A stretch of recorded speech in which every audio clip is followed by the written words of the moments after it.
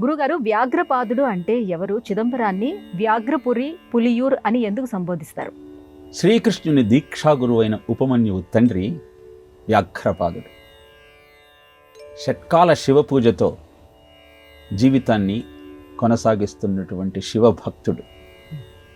ప్రతినిత్యము శివుణ్ణి అర్చిస్తూ నిరంతర శివారాధనలో గడుపుతున్నటువంటి ఆ శివభక్తుడికి శివ సాక్షాత్కారం లభించింది.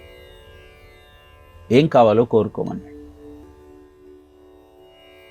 ప్రతినిత్యము నిన్నే ఆరాధిస్తున్న నాకు వేరే కోరికలే ఉంటాయి శివ అని ఏ కోరిక లేనటువంటి తన మానసిక స్థితిని శివుని ముందు ఉంచాడు. అద్భుతమైన నీ భక్తికి సంతోషించి వరాన్ని ప్రసాదిస్తానంటే కోరికలే లేవంటావేంటయ్యా? నీ ఇష్టం, నీ అభిష్టం ఏదైనా నేను నెరవేరుస్తాను అని భక్తవత్సలుడైన శివుడు వ్యాఘ్రపాదుడిని కరుణించాడు.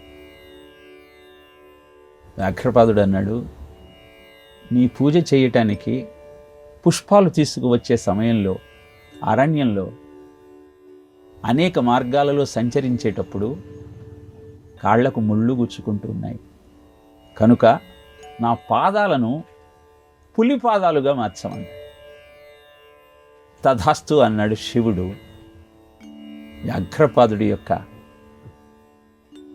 ఆలోచన విధానానికి సంతోషించి. అలా వ్యాఘ్రపాద పేరుతో ప్రసిద్ధుడైనటువంటి ఆ శివభక్తుడు చిదంబరం వచ్చాడు. అక్కడ స్వామి యొక్క అద్భుతమైన శివతాండవాన్ని కళ్ళారా వీక్షించాడు. జయత్వదభ్ర విభ్రమద్భ్రమద్భుజంగమ శ్వసత్ వినిర్గమత్క్రమస్ఫురత్ కరాళ ఫాలహవ్యవాట్ ధిమి ధ్వనిన్మృదంగ తుంగ మంగళ ధ్వనిక్రమ ప్రవర్తిత ప్రచండ తాండవ శివ అంటూ ఆ స్వామి యొక్క అద్భుతమైన శివతాండవాన్ని కనులారా చూసి మురిసిపోయాడు. అలాంటి శివభక్తుడు అడుగుపెట్టినటువంటి ఆ దేవాలయానికి, ఆ ప్రాంతానికి ఆనాటి నుంచి వ్యాఘ్రపురి అని, పులియూర్ అని పేరు ప్రసిద్ధమైంది. అనంతరం వ్యాఘ్రపాద స్మృతి ప్రపంచానికి అందించాడు. ఆచరించాల్సిన ధర్మాలను తెలియజేశాడు.